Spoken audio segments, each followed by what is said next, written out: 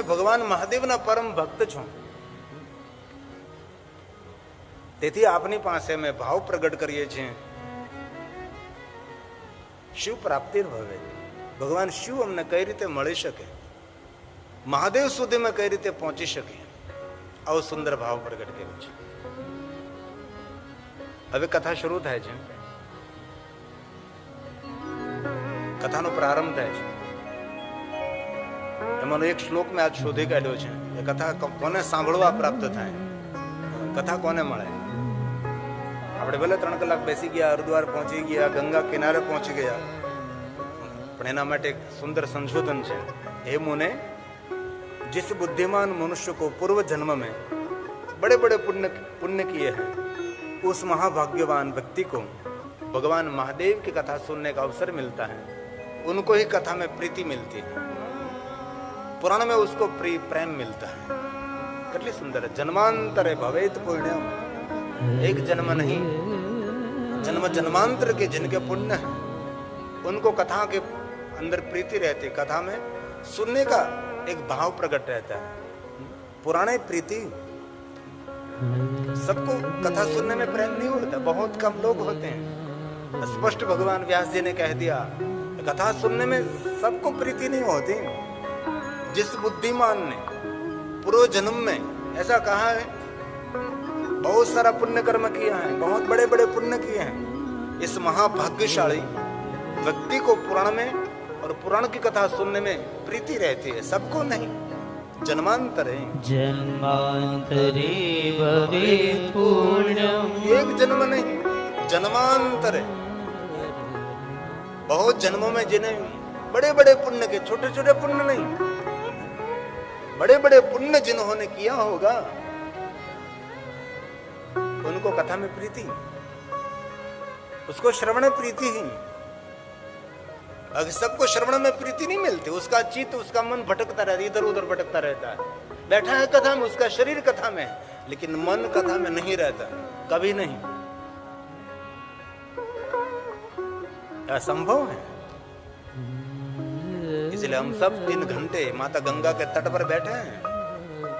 उसका कोई रीजन है, उसका कोई पुण्य है.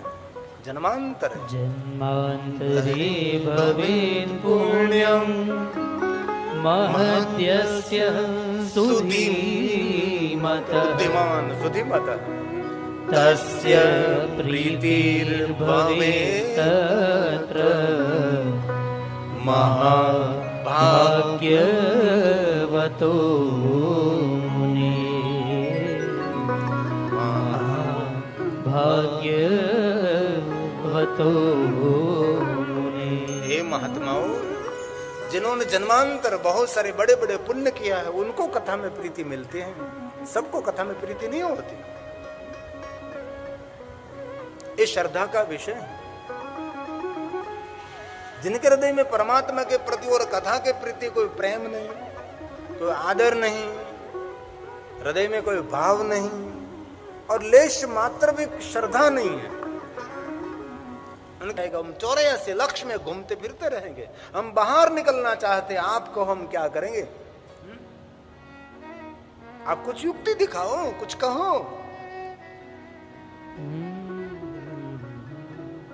हम सबको कुछ मार्गदर्शन करें कि हमारा जीवन सफल हो, हमारा जीवन धन्य हो, हमारा जीवन उत्कृष्ट हो, उच्चतम हमारा उच्च कोटि का हमारा जीवन निर्माण हो. ऐसा कुछ हमको कहिए, आप बताइए. आप तब सुत पुराण ने कहा, महात्माओं, ए शृण्वन्ति मुने, आप सब भगवान महादेव की कथा श्रवण कर. रुद्र एवं संशय, अब रुद्र तुल्य है सभी. आपका भाव सबको देखकर सुत पुराण कहने लगे कि आप सभी का कथा के प्रति आदर देखकर, कथा के प्रति भक्ति देखकर मैं कहता हूं आप सभी रुद्र तुल्य हैं. कितनी सुंदर श्रोता, सुनने वाले को भाव देकर सुत पुराण ने कहा आप सभी को सामान्य नहीं, रुद्र तुल्य है. ये शृण्वन्ति मुने शैवम् पुराणं शास्त्र उत्तम से उत्तम शास्त्र है. महापुरुषों का मंतव्य, क्या महापुरुषों का मंतव्य रहा होगा? ते मनुष्यन मंतव्य। क्या मंतव्य है? जो भाव से भरा हुआ श्रोता है, भक्ति से सभर कथा सुन रहा है, ईश्वर को पाने की जिनकी इच्छा, जिनके हृदय में शिव तक पहुंचने का भाव है, ऐसे श्रोताओं को मैं कहता हूँ रुद्र एवं संशयः। रुद्रा एवं इसमें कोई संशय नहीं, वो श्रोता नहीं, वो साक्षात शिव तुल्य, रुद्र तुल्य श्रोता है जो कथा श्रवण कर रहे हैं। इसलिए श्रवण करिए, श्रवण करिए। कथा मुख से नहीं, कथा करण से पी जाती है, अंतकरण में एकत्रित की जाती है। पैसा कमाते पुरुषार्थ से, लेकिन ये पैसा हमारे धन की रक्षा, हमारी रक्षा के लिए धन संग्रह क्या करते हैं बैंक में, तो ये बैंक है हमारा अंतकरण। सुन सुनकर हमको चुन लेते हो, हृदय के अंदर हम उसको रख देते हैं। इसलिए कहा सदा सेव्या सदा सेव्या सदा सेव्या। विशेष करते सुनते रहो, सुनते रहो, सुनते रहो, इनमें से वो चुनते रहो। सदा सेव्या सदा सेव्या सदा सेव्या विशेष करके सुनो सुनो सुनो। एतत् शिव पुराणस्य कथा परम पावनी। कथा परम जगत को पावन करने वाले, जीवन को धन्य करने वाली ये भगवान की कथा है। इसलिए आदर के साथ, भक्ति के साथ, श्रद्धा और विश्वास के साथ भगवान शिव की कथा सुनने का प्रयास करें। 3 घंटे ऐसे बैठना है जैसे कोई हिमालय पहाड़ों की कंदरा में कोई महात्मा बैठा है, बाल में भस्म का त्रिपुंड किया और रुद्राक्ष को धारण किया, पावन और पवित्र मन एकत्र करके परमात्मा के चरणों में समर्पित करते हुए 3 घंटे कथा सुने। तो हम इतनी दूर से यात्रा की और श्री माली समाज के अग्रणियों ने इतना पुरुषार्थ किया, मेहनत किया, धन खर्च किया, तो लेखे लगेगा।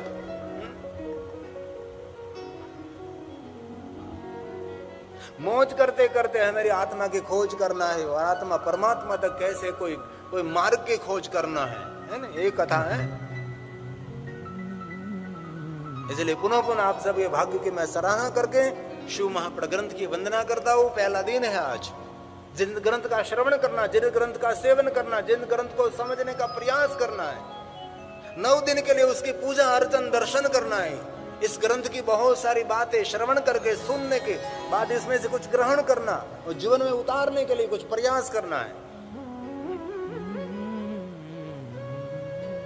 हम 9 दिन कथा सुनकर हम क्या निर्णय लेंगे भाई? कहेंगे गांव में जाकर गंगा में बहुत नहाया हुआ, बहुत स्नान किया, मजा आ गई, गंगा बहुत भोजन किया, अच्छा सुंदर व्यवस्था श्री माली समाज के थी, कुछ भी कमी नहीं रहने दी। बस हमने क्या खोज की, हमने क्या पाया, हम कहाँ पहुंचना चाहते? नहीं बात कोई होगा, कोई 1 2 3 4 ऐसा कोई मिले जो ऐसा संत फकीर पहुंचा दे भव दरिया के तीर, कोई होगा? आई शिव महापड़ ग्रंथ की वंदना करेंगे। वंदे शिव पुरा। मैं अकेला नहीं, हम सब मिलकर भगवान महादेव का वांग में स्वरूप शिव महापड़ भगवान को प्रणाम करेंगे, क्योंकि आज पहला दिन है। महात्मा ही तो हमने बताया, कथा का अर्क कहने के लिए प्रयास किया। इस ग्रंथ की वंदना करेंगे, हम भाव वंदना करेंगे, क्योंकि जिस ग्रंथ को 9 दिन हम पूजा करेंगे, इस ग्रंथ का आराधन करेंगे, उसकी परिक्रमा करेंगे, उसकी पूजा करेंगे।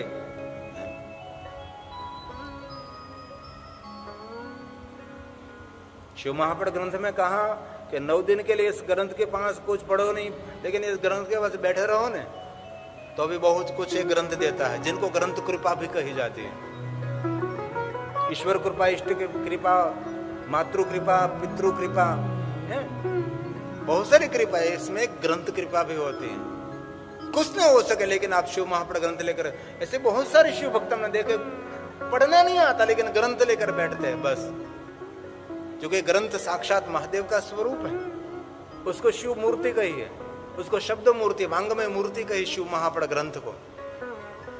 इसलिए इस ग्रंथ की वंदना करनी है। वंदे वंदे शिव पुराणं सर्वदा प्रसन्नधि शिवः प्रसन्नता या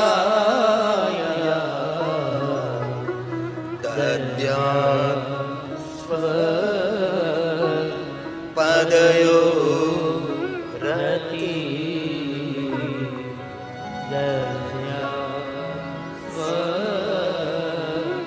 पदयो रति। महादेव, आपके चरणों में मेरा प्रेम समर्पित करते हुए प्रसन्न बुद्धि से प्रसन्नता पूर्वक आपका वांगमय स्वरूप शिव महाप्रभु भगवान को मैं प्रणाम करता हूं। ऐसा सुंदर शिव महाप्रभु ग्रंथ के प्रति भावात्मक भक्ति को प्रकट किया। हम सब साथ में मिलकर इस ग्रंथ का श्रवण करेंगे, समझने का प्रयास करेंगे।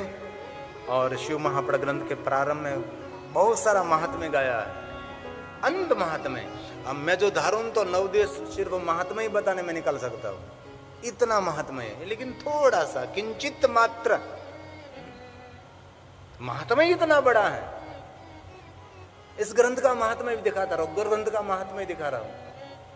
इसमें 9 दिन निकल जाता है। शिव महाप्रभु तो 9 दिन में नहीं 9 जन्मन में 9 जन्म में कभी पूरा नहीं होने वाला है। इतना गहन ग्रंथ शिव महापुराण है।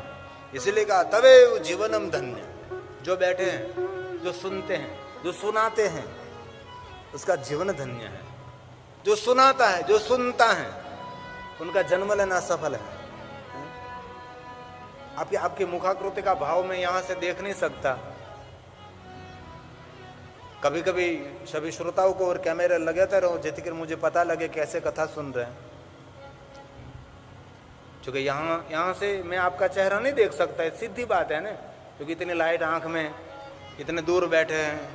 तो टेलीविजन के माध्यम से मुझे पता लगता है कि आपके मुख पर मुस्कुराहट है, आप उबासी खा रहे हैं, आप नींद ले रहे हैं, आप प्रसन्नता से बैठे हैं। टेलीविजन से मुझे पता लगता है। इसीलिए तो ये किसी ने संशोधन किया होगा। और दोनों आपके सामने भी 2 टेलीविजन है, इसीलिए रखे आपको पता लगे कि आप पर कब कैमरा आ जाए और कब हम नींद कर रहे हैं पता नहीं। इसलिए आप सबका भाव में देखता हूं ना, क्योंकि श्रोताओं का भाव वक्ता देख नहीं पाता, तो वक्ता को पता नहीं लगता कि ये सुन रहे हैं, समझ रहे हैं, नहीं समझ रहे हैं। ऐसे ही हवा में ही सब कुछ करना पड़ता है ना। लेकिन कथा तो अस्तित्व सुनती है ना, कथा तो प्रकृति सुनती है। हम तो सुनकर भूल भी जाएंगे, लेकिन प्रकृति कभी नहीं भूलती। प्रकृति बहुत कुछ याद रखती है, सब कुछ रिकॉर्ड करती है। ये प्रकृति है ना, ये जो अस्तित्व, हम जो कुछ बोलते हैं, अरे बोलते वो तो याद रखते हैं, लेकिन जो विचार करते हैं वो भी प्रकृति में रिकॉर्ड होता है।